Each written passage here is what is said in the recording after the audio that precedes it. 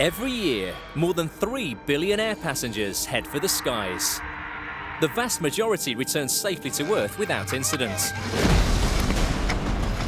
But a small number experience life-changing moments they will never forget. It was like a war zone in the sky. We hear first-hand accounts from the passengers and pilots who have lived through the most shocking extremes of air travel. Went on the wildest teacup ride you could ever imagine.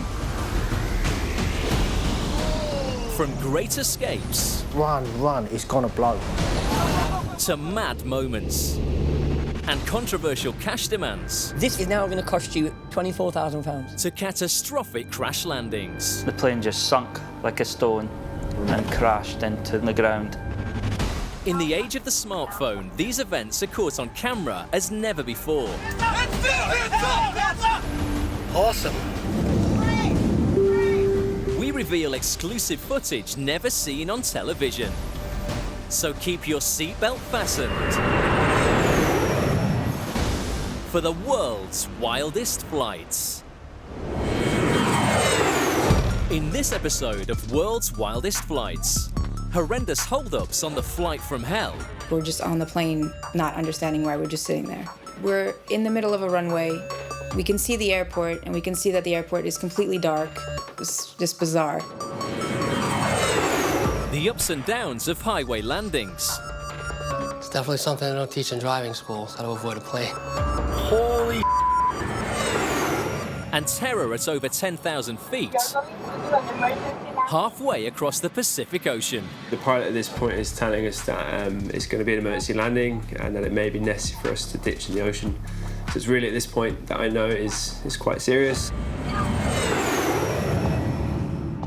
October 2016, Chicago, USA. Hard-working Illinois healthcare professionals Peter and Kathy McLeod haven't had a holiday for more than a year. So they've come down to Chicago O'Hare Airport, ready to fly out for a well-earned break. We were both excited about getting out of Chicago and just kind of relaxing for a week.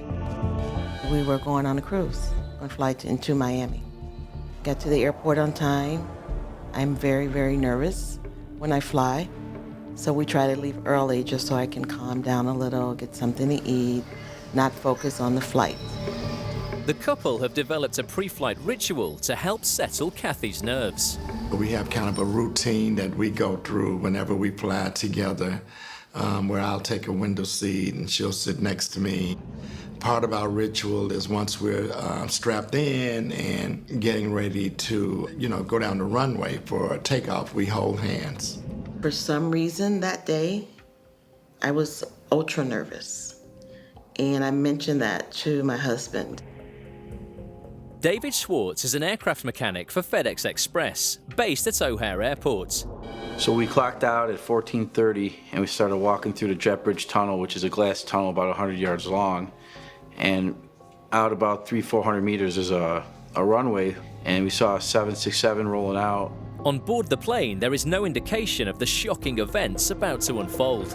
Everything normal, the flight attendants going through their safety instructions, and we were speeding down the runway. And, I could tell we were about, halfway down the runway. We should be lifting off any second. Then I hear this boom, and it's huge. It's so loud. The right-hand engine of Flight 383 exploded into flames after the plane had hit a terrifying 150 miles per hour. I looked at Kathy, she looked at me, and then I turned to my right, and I saw fire. And I'm thinking, no. And so I look over and I hear screaming, I see people getting up and running, and then I realize it's on fire. Fire was spreading really fast down the side of the plane. And it was moving pretty quick. I started filming. As you can see, the whole plane was pretty much engulfed in flames on the right side. I'd say about 100 feet in the air, the flames well over the tail of the aircraft, so it was bad. There was fuel everywhere.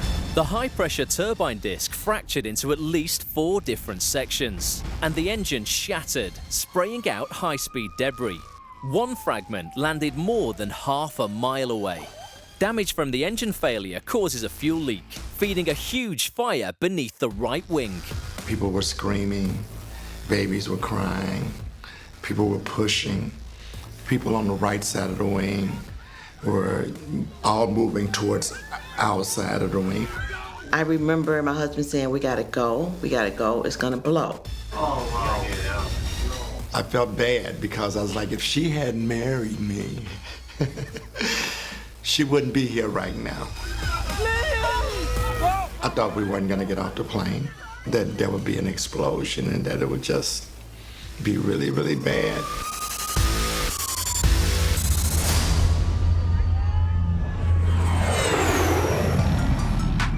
July 2017, Long Island, New York. One local resident is reaching for the skies, but he's about to experience a completely new way of coming back down to Earth. As a kid, I would always dream about flying, so I got my helicopter license first, and subsequently got an airplane license, a seaplane license, and a whole bunch of other ratings through the past 28 years. And after nearly 3 decades of adventures in aviation, James is set for a short hop out of Brookhaven Airport on Long Island.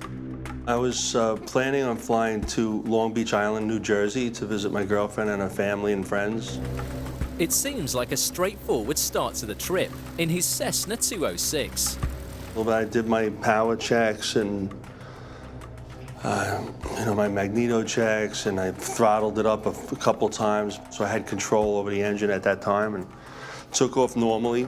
Thomas Lupski is heading to a job along Sunrise Highway, a busy road between the Hamptons and Brooklyn. I was on my way to work. I'm a realtor on Long Island, and I had an appointment later on that day, so I was kind of in a rush. A few hundred feet above Long Island, James becomes aware that his plane is losing power. I realized that visually, not through instruments, that I wasn't climbing. I realized it felt like I was flat, or even maybe descending. And then I looked at my airspeed. I was like, oh my God, I'm doing 80. I should be doing 150. This is like something that you really don't want to happen. A bolt has disconnected on his throttle mechanism, so James can't pump enough fuel into the engine. You know, it's my oldest daughter's birthday that day. So my thought was, oh my God, I hope I'm not gonna die on my daughter's birthday. And then I just thought to myself, I just gotta keep flying the airplane. James's initial instinct is to head back to base. And then I started a turn, nice slow left turn back towards the airport. I figured I'd try to get it back to the airport. And as soon as I turned, I realized that that was not going to happen, because now it was downwind, I was descending even faster. Thomas is making good time along Sunrise Highway. Normally that road is backed up. After 3:30, 4 o'clock, it gets backed up, so it was middle of the day. I think it was around 1 o'clock. There was no traffic. As the plane lurches towards the ground, James spots potential salvation in the form of a plowed field. I'm probably 150 feet above the tree line, so I was gonna land in a field. And oh my God, I'm gonna damage the airplane. I saw right over the tree line, I could see cars, just the tops of the cars. I really literally said, God, just get me over the tree line and I'll figure out what to do from there. It was just barely made it over the trees. And I realized something was the matter right away.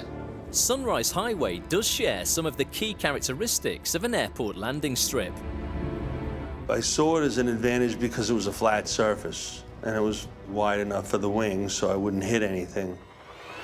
But there are other features you wouldn't expect on a conventional runway. But you have the obstructions of overpasses and wires and signs, and all that stuff was right there when I turned. I realized something was really wrong when he made a right-hand turn and was flying with the highway. What the? I was worried about the cars being under me because I really couldn't see. And then just as I saw the wires, I was thinking, oh my God, wires, because that's one of the things that you worry about when you have to do an emergency landing is wires. That's when I grabbed my phone and started recording the plane. James just makes it under the wire, but he isn't safe yet. I thought to myself, I hope there's nothing else in my way, and sure enough, there's a sign literally right in front of the whole sight picture, so you could see, I forget what it said. It was just like an obstacle course, really. I couldn't believe what was going on. It was obviously not something you see every day, especially right in front of your car, 30, 40 feet ahead of you. And it was just shocking. The car went right under my left wing. And I didn't have any more airspeed. I had to land, so. Holy. The wheels hit the ground. You see the smoke when they hit the ground. I saw the traffic sign and the bridge, and I didn't think he was going to make it under that. Landed pretty smoothly. Then the front wheel hit the crown in the road, and it kind of went like that. And I rolled under the overpass, and I had enough energy where I just pulled off to the side because I knew it was going to really screw up traffic, and that's pretty much the story. That's it. I just slowed down, gave him plenty of room, just let him do what he had to do. It's definitely something they don't teach in driving schools, how to avoid a plane. Awesome. James landed safely without any injuries, and there was no damage to his Cessna 206. In fact, he seems to have rather enjoyed his unconventional highway touchdown and subsequent roadside reception. Everybody was so cool about it. People were yelling and screaming, wanting to take pictures with me as they drove by, cheering, and it just was not the experience that I thought it was going to be. I thought it was going to be just miserable, negative, and it turned out to be pretty cool. Later in the program, highway landings from around the states. Hell no. A plane done landed on goddamn 595. Including one pilot who was less lucky than James, and the have-a-go hero who prevented a tragedy on Interstate 405.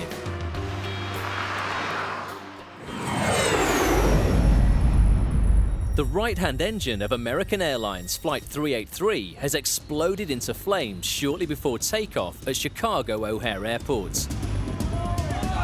161 passengers are trapped on board a blazing Boeing 767.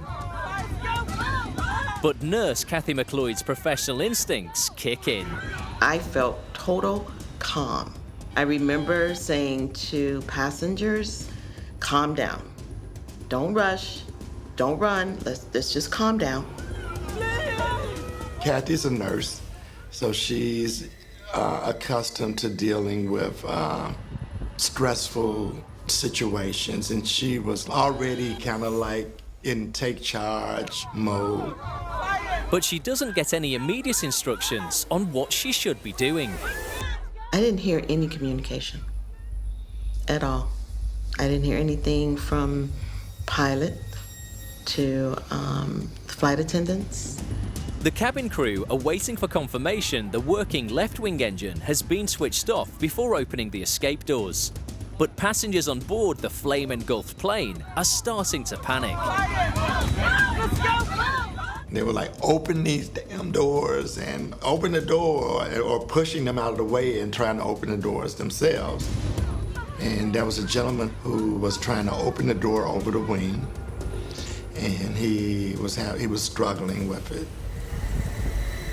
Then another passenger steps in to help. He was like, I got this. And he just kind of picked the door up, and whatever they do with the door just switched open. So I'm like, okay, cool. Well, there comes the slide. As soon as an emergency exit opens, passengers scramble to flee the flaming inferno. And I said, get up, we gotta go.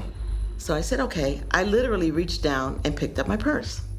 I thought to pick up my purse. That's kind of how calm I was. Oh my God.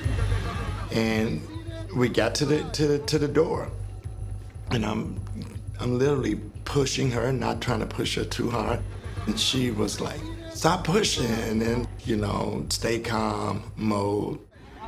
The couple escape down the slide, but unfortunately Kathy falls and injures herself. And I was lying there, and then that's when I thought, it can blow. And while I'm trying to help her up, I'm looking underneath the jet, and all I could see was fire. And I was like, you got to get up. We got to go. We got to go. You know, this thing is going to blow up, you know. And she said she couldn't get up. Not only is the 767 a scorching fireball, but the second engine is not switched off before the passengers started to leave the plane. People were evacuating on the left side of the aircraft. Unfortunately, the left engine was still running, so that's the side everyone was evacuating. It looked pretty bad from where we were at. The turbine on the functioning engine is actually pulling Kathy back towards the blistering heat. I just couldn't move. And my husband came back saying, we gotta go, get up, get up. And I was saying, I can't. The wind is pulling me. And unbeknownst to me, it was the turbines. But to me, in my mind, right at that moment, in real time, it was the wind pulling me. We struggled, and I finally got her to her feet. And then we started running away from the plane. As soon as we got off the tarmac and into this grassy area, I went down. And Kathy had to stop to come back and get me up. And I told her, no, keep going. And I literally started trying to crawl away from the fire. As I'm trying to struggle with him to get him up, two men came and they grabbed him under his arm and like, we're not gonna leave you, brother. And they took him off. But as soon as Nurse Kathy knows her husband is out of danger, her attention turns to other passengers still in harm's way. I said, okay, he's good, he's safe, they're taking him far enough away, I gotta go back. And then I realized all of a sudden that Kathy was not next to me. And I look up and she's walking back towards the plane. I went back to this young lady who had been really, really crying. So I'm sitting there, Kathy, come back here. I can laugh about it now. I grabbed her and we walked back together. There was still this fear that there was gonna be an explosion. The plane continues to burn, but the fire crews are on the scene within 3 minutes of the engine failure. Fire trucks are starting to arrive from the rear of the aircraft. There's one already there and there's another one behind it. The flames are getting bigger, spreading a little more into the aircraft. 2 more trucks arrived. Police are arriving on the scene. There's probably 100 people on the grass on the tarmac next to the airplane, kind of running away. They're spraying the foam from the front of the aircraft onto the flames now. 2 more fire trucks arrive from the rear of the aircraft.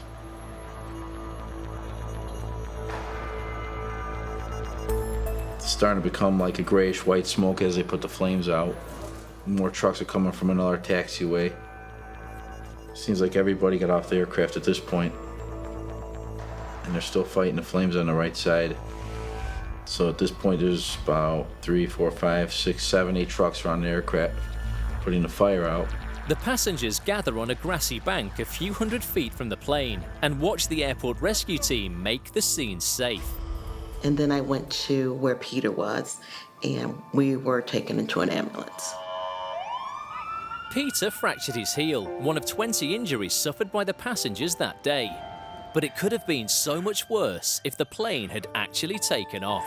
We were truly blessed, as were the other 170 or so people, to get off that plane. Because if that pilot had went just a couple of more seconds and lifted off, then it would have been a totally different story. You know, I wouldn't want to think about what would have happened, but...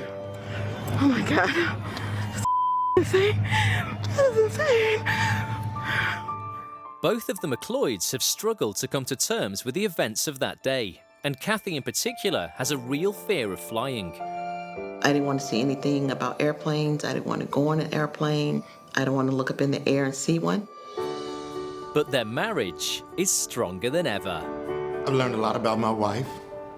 I already knew that I could always count on her, but she was really brave.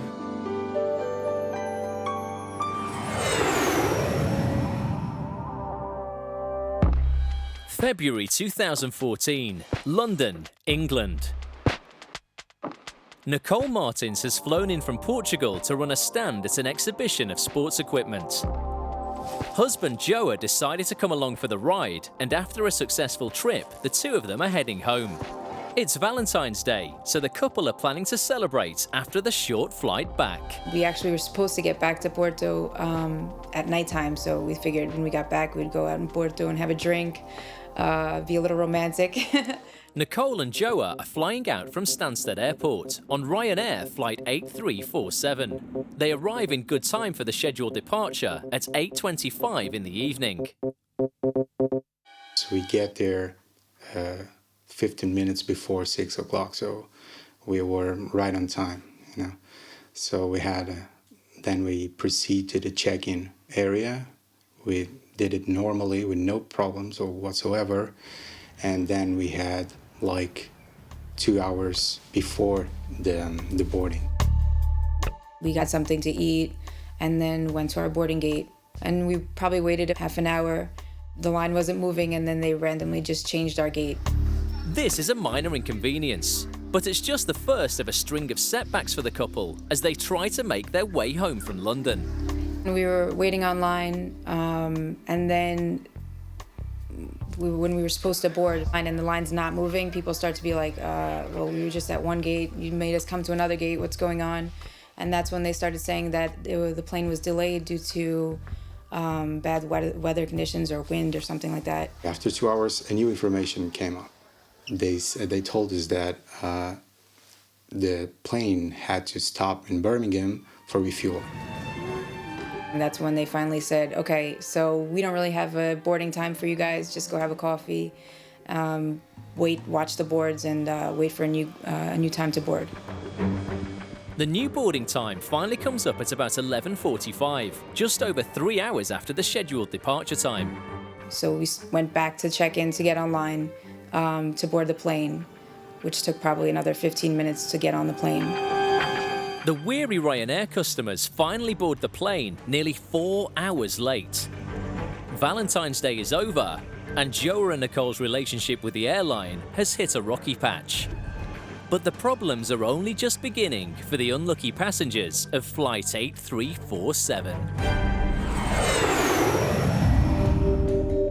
July 2015, Hong Kong, China. Young Brit Ethan Williams is on a once-in-a-lifetime round-the-world trip. After a spell in Asia, he is flying out from Hong Kong across the Pacific Ocean to the United States. Kind of been on quite a few flights over that trip, so it was quite kind of routine. I had my little setup, had my passport, my ticket in it, ready to show. Got sat in, settled down and ready to take off. It was a nice takeoff. You could see lots of the city out the window, and it's a nice smooth takeoff and nothing out of the ordinary. Cathay Pacific Flight CX-884 is an overnighter, so Ethan soon dozes off, but comes round after about 8 hours. I got up and went to the bathroom, and it was on my way out of the bathroom, I kind of looked around and saw that there wasn't air hostesses or anything, and there was a beeping sound going from one of the doors. I started to walk back to my seat, and it was when I saw someone rushing towards the front of the plane, and then I think there was a call for the lead flight attendant to go to the cockpit. And at that point I knew that something wasn't quite right. The young Brit decides to film the disturbing drama now unfolding on board the Boeing 777.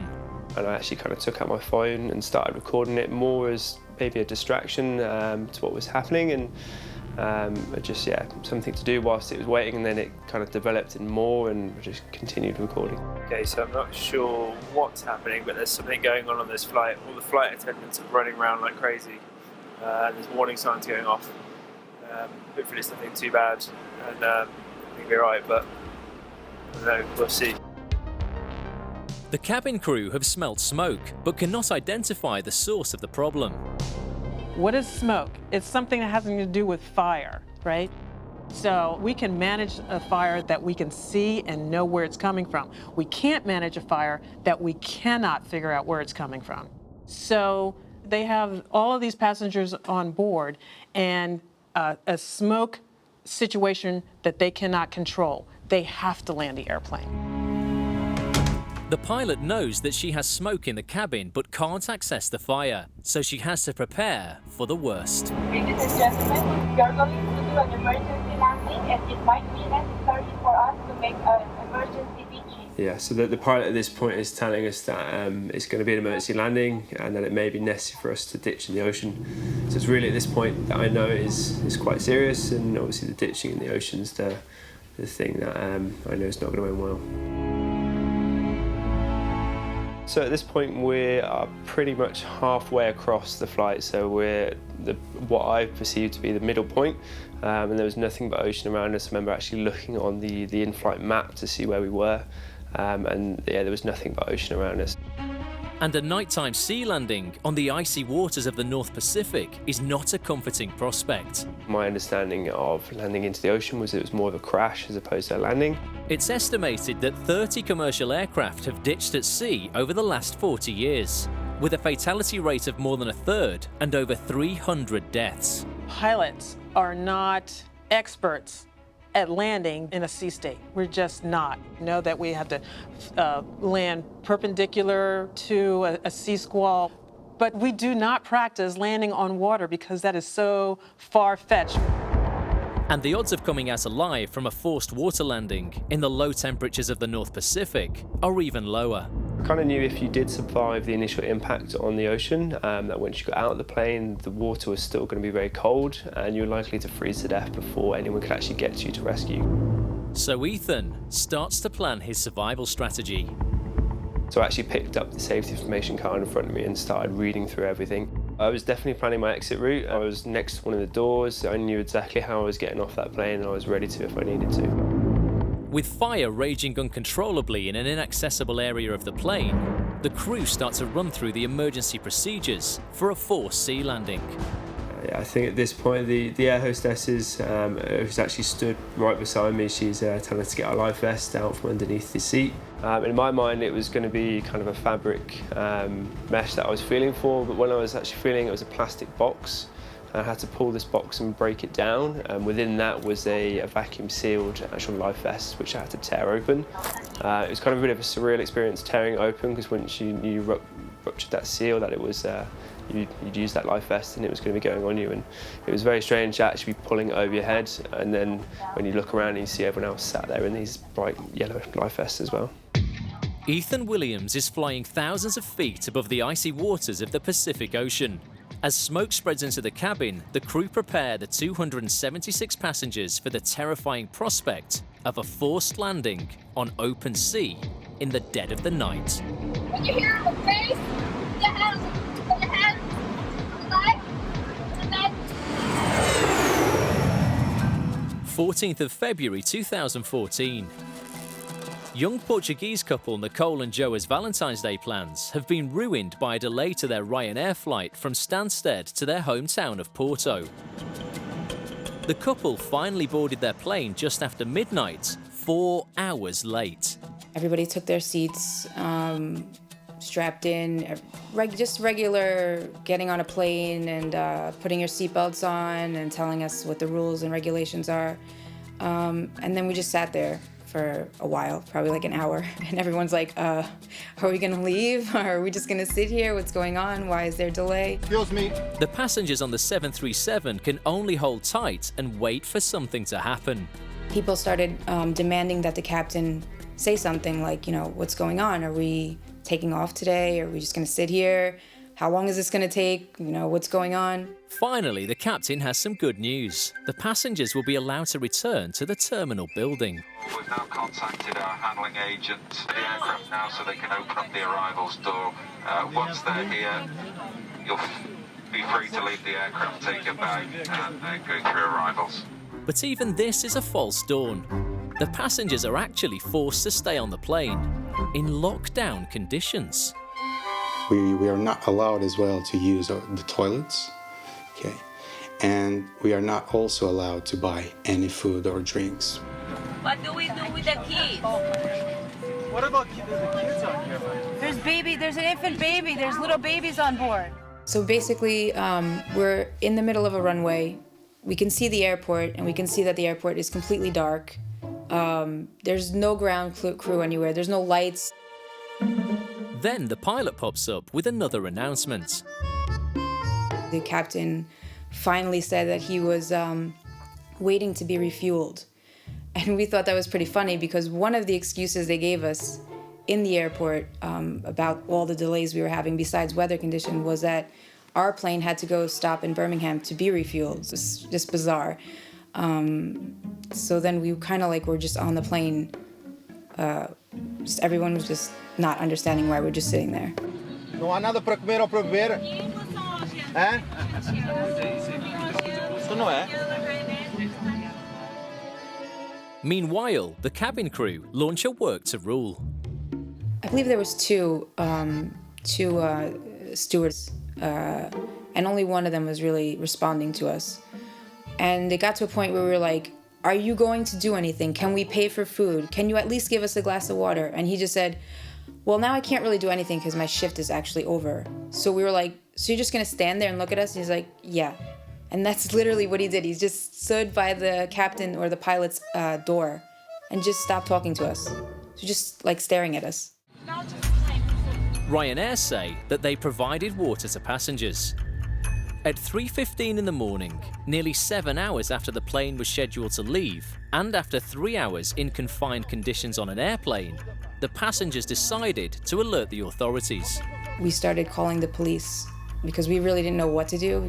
I think the first few times they didn't believe us. What did the police say to you? What did you tell him that the airline's been lying to us the whole time?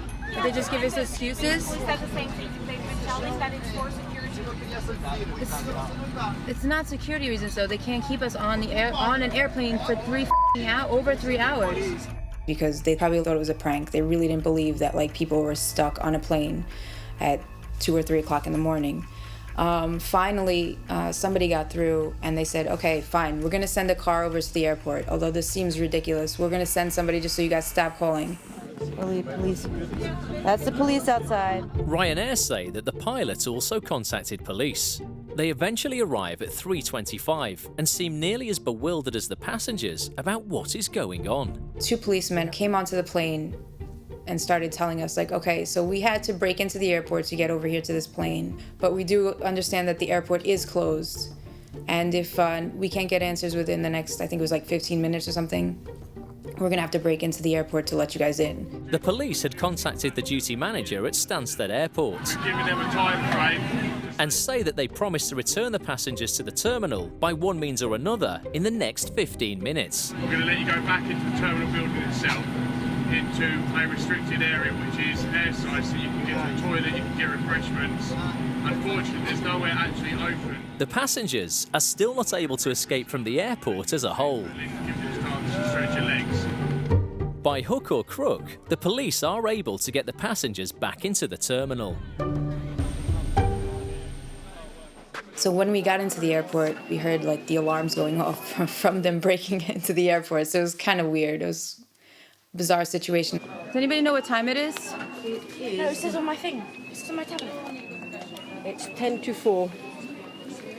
I can't really. Like these. What's that? Somebody came and gave us like vouchers to go get another coffee and like go into the actual airport where there was like one coffee place open still, because everything else in the airport was basically closed, and it was just a weird vibe to be in an airport that was completely empty and just waiting to see when we'd be able to leave again. So we were sitting in the cafe right next to the board, waiting for informations about our next flight, because we were told to do this, but that information never came up. Our flight wasn't on any board, so we went to the information desks to ask, you know, what's going on with our flight, and they were like, your flight took off already. The Ryanair flight had left at 7:50, leaving several of the original passengers behind at Stansted. They had to leave the departure lounge and check in on a new Ryanair flight at a high cost in duty-free purchases. There are passengers with us that had bought whiskey, chocolates in the duty-free shop. So they are not allowed to take this with them again in this check-in phase. So they have to leave what they bought before at this check-in gate. We got on the plane probably around 8 o'clock, took off at like 10 o'clock in the morning. So we were on the plane for another 2 hours and then took off and got to Porto at about 12 o'clock in the afternoon. Joa and Nicole finally arrived back in Porto about 13 hours later than scheduled. Their romantic celebrations are ruined and they can't raise a glass for Valentine's Day for another 12 months. Ryanair apologises to the passengers on the flight, but explains that the problems were caused by weather disruption and a subsequent fueling delay, and that their pilot requested access for the passengers to the terminal from their local handling company Swissport after they had been on the plane for 2 hours. Swissport said they regretted the delay to passengers and that they were disappointed they fell short of their usual high standards. The couple heard nothing from the airline and were only able to get their money back with the involvement of an online compensation company. The only people that helped us was AirHelp. They refunded our tickets. Ryanair did not contact us at all. Didn't apologize, didn't give us a refund, didn't try to do anything whatsoever. June 2017. Los Angeles, California. A new chapter is written in one of the wildest traditions of American aviation. It's estimated that there are over a dozen aircraft landings on US highways every year. In fact, there is even an urban myth that freeways in America are built with a straight mile in every 5, so they can be used as emergency landing strips. Hell no. Some pilots land safely. A plane done landed on goddamn 595. Some pilots miss the road altogether. But one incident near Los Angeles on Freeway 405 stands out because of the bravery of one man. It's just after 9 a.m. on Friday, June the 30th, 2017. Off-duty fire captain John Meffert is heading home after a 24-hour shift. I was on my phone with my father, and I just looked out, and here I see this plane very low, and I tell him, like, wow, this plane's like super low. The plane's right engine has failed. It crashes out of the sky and collides with John's vehicle. So I literally had the plane come across the front of my car, and then I clipped the left wing, and then I spun the plane flat all the way across the freeway. The firefighter watches in horror as the Cessna 310 bursts into flames on the tarmac. I was thinking already, like, there's no way someone's going to be alive in that plane, especially with a horrific explosion. He leaps out of his car and runs to help. I'm looking at a plane that is on fire. Both sections of the wing are in flame. Yo, move back, because if there's gasoline, you don't want nothing to explode, any reserve tanks or anything. And as I'm briskly running initially, but seeing the passenger's head pop up really made me run much faster. And it turns out to be the pilot's wife, and made my way to her, and I got her back to the median and came back and grabbed him and pulled him out of the plane. Just breathe, it's okay, you're okay. Both of the passengers are now recovering from their injuries, but it's all in a day's work for the humble hero of Highway 405. I mean, it's the work I do, so, you know, the credit is very nice, but I don't look at it as like I did anything extraordinary. It's something that I think anybody in the right position would probably help and stop to do. And I feel very grateful that I was able to render aid, and then they're safe and alive.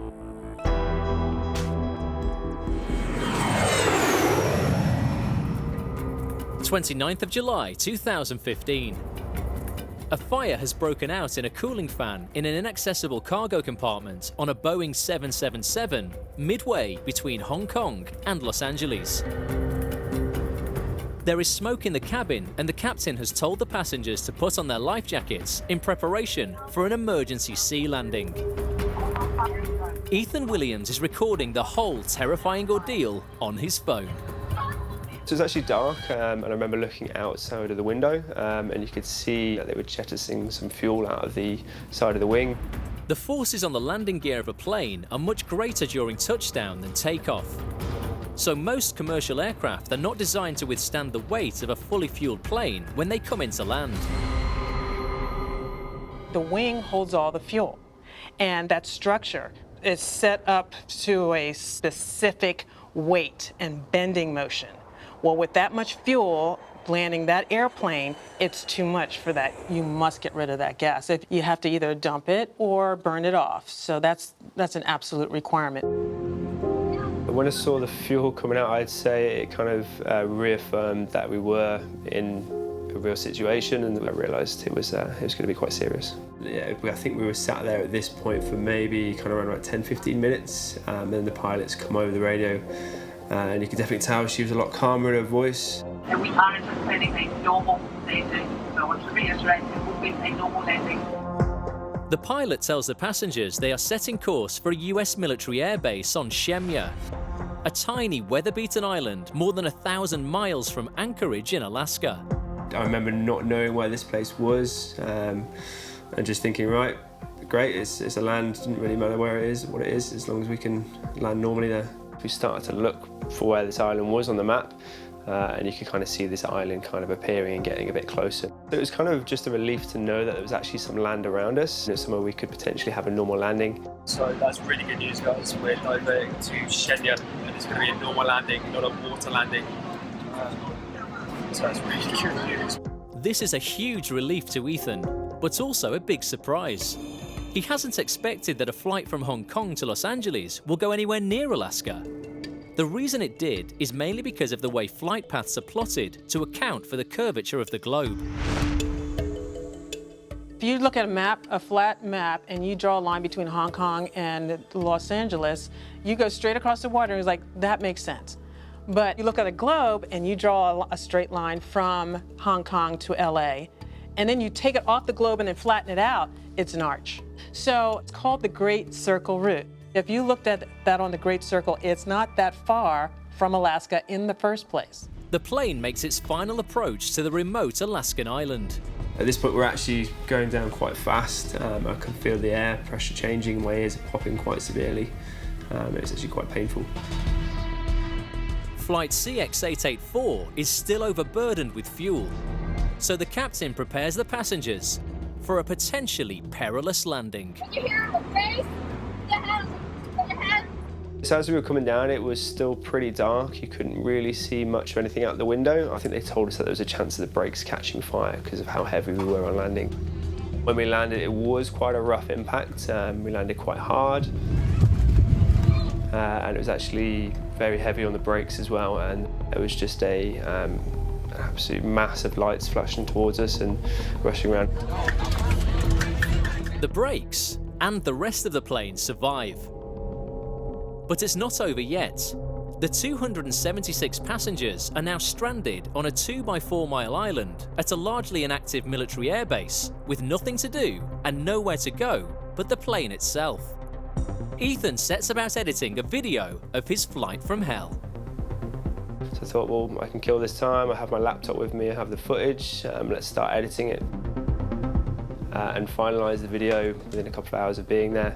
Ethan and the rest of the passengers then fly the 1,500 miles to Anchorage in the same plane they just limped into the airport on 6 hours earlier. That we didn't know what the issue was on the plane, and then they were still flying on the same plane.